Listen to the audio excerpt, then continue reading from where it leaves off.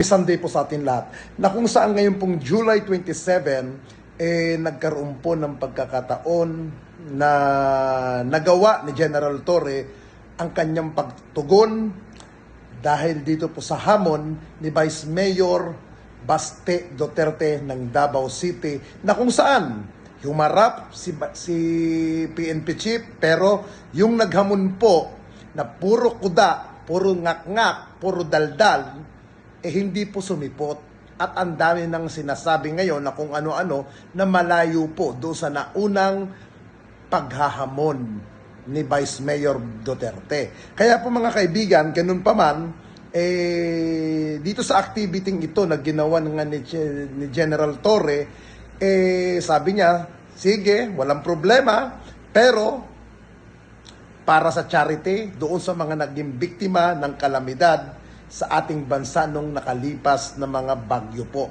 At ngayon po, ayon po sa ating information, nakalikom po ng 16.3 million cash para po doon sa charity na gustong mangyari ng ating butihin PNP Chief Nicolas Torre.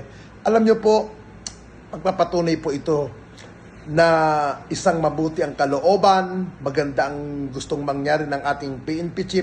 Doon naman po pala sa mga taong nagsasabi bakit pinatulan daw ni General Torre. Alam niyo po, ito po ang sagot ko.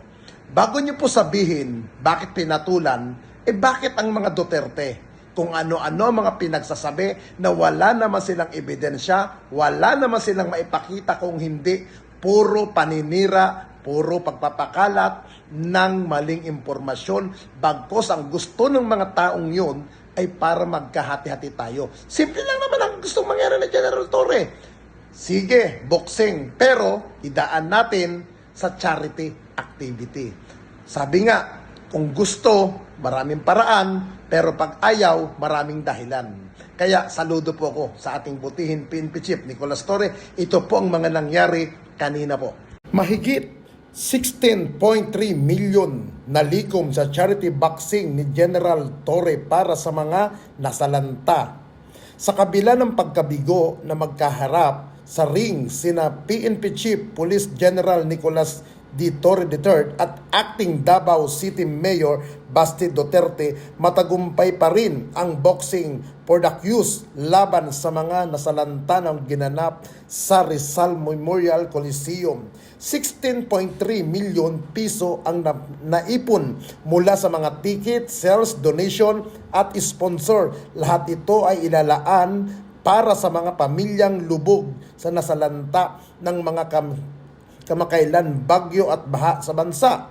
Hindi nagpaurong si General Torre kahit wala ang kanyang inaasahan kalaban sa ring. Tuloy pa rin ang kanyang pagsakay sa entablado, bitbit ang layunin makataong paserbisyo ng kapulisan. Ayon sa mga organizer, ang buong halaga ng nalikom na donasyon ay direktang mapupunta sa mga disaster relief at recovery reform sa tulong ng DSWD, Red Cross at iba pang ahensya. Walang suntukan pero may tulungan. Ito ang paulit-ulit na binitawan komento ng mga namumuno at sumuporta sa event. Dinumog ang Coliseum ng mga kilalang tao sa larangan ng gobyerno, sport, showbiz at mga ahensyang kaakabay sa serbisyong bayanihan. Habang ang iba ay abala sa bangayan ng pulisya, naman ay abala sa pagtulong sa kanilang pagbugbog. Gayong para sa kapwa, hindi katunggali. Sources, ABS-CBN.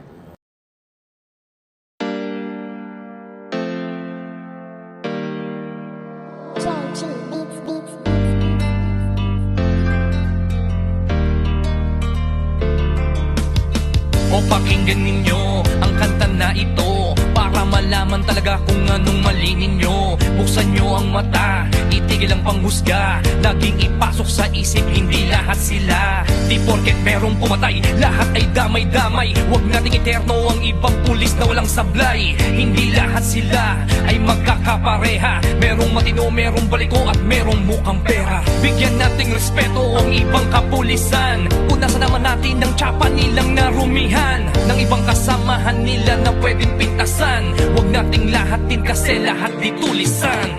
Bawat pulis ay mayroong pagkakaiba, mayroong mabuti at mayroong ding masama.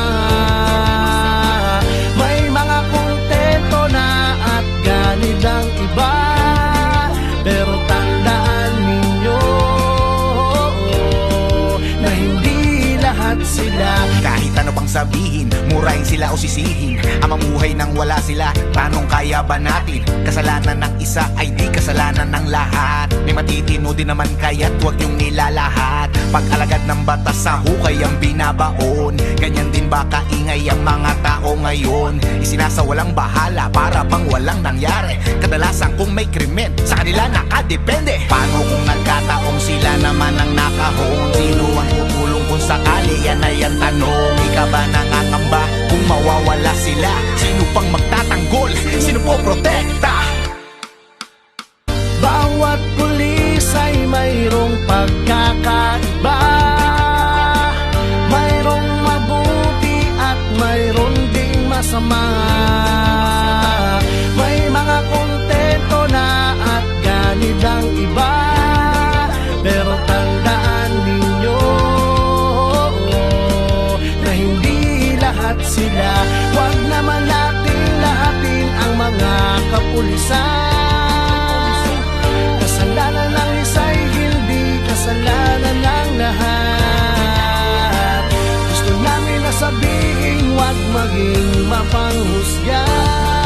Oo, may masasama, pero di lahat katotohanan. Kung minsan hindi nyo pansin, ang katarungan at timbangan ay mga matang duli. Lahat naman ng tao, ikaw at ako ay sumasablay rin. Kaya bago kayo manghusga't magsalita, Hindi lahat sila.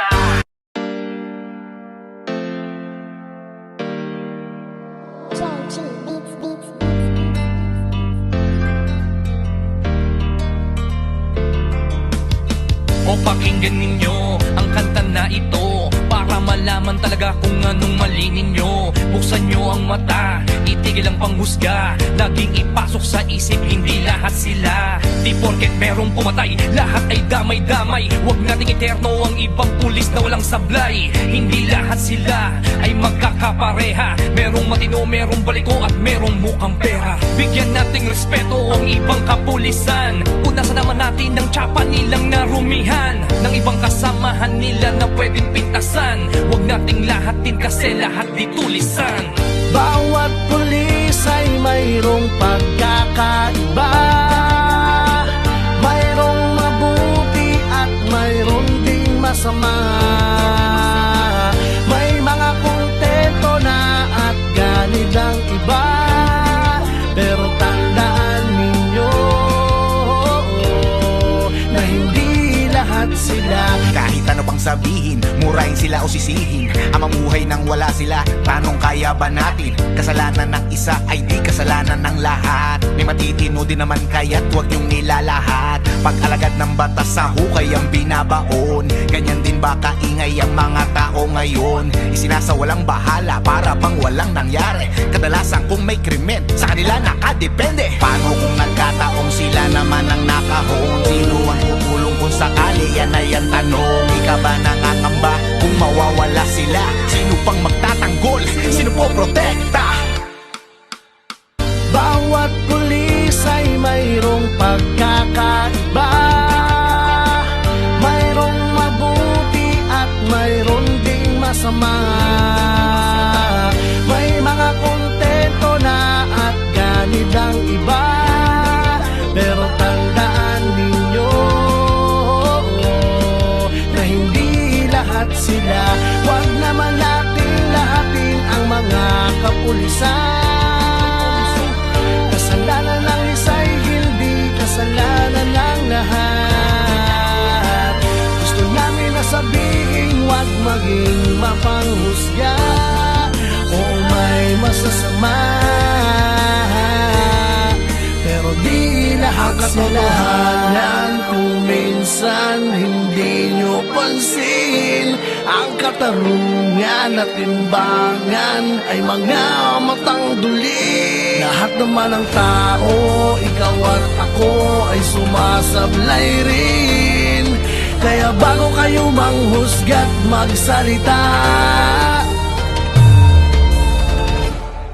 Hindi lahat sila.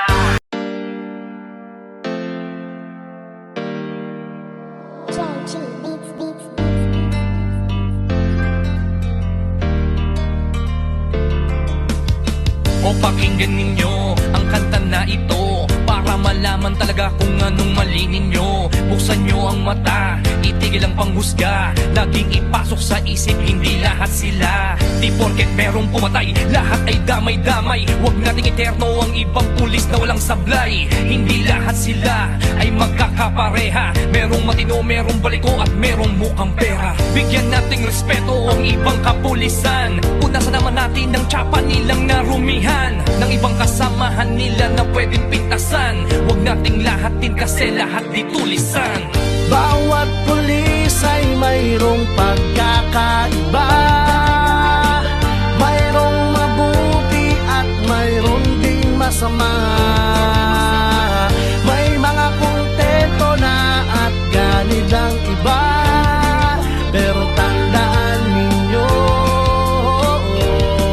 na hindi lahat sila.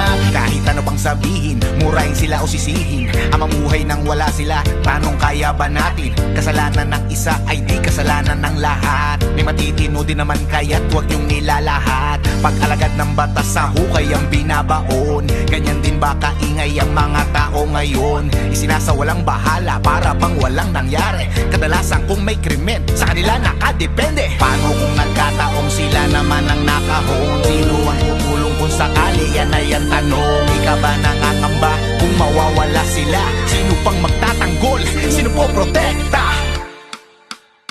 Bawat pulis ay mayroong pagkakaiba.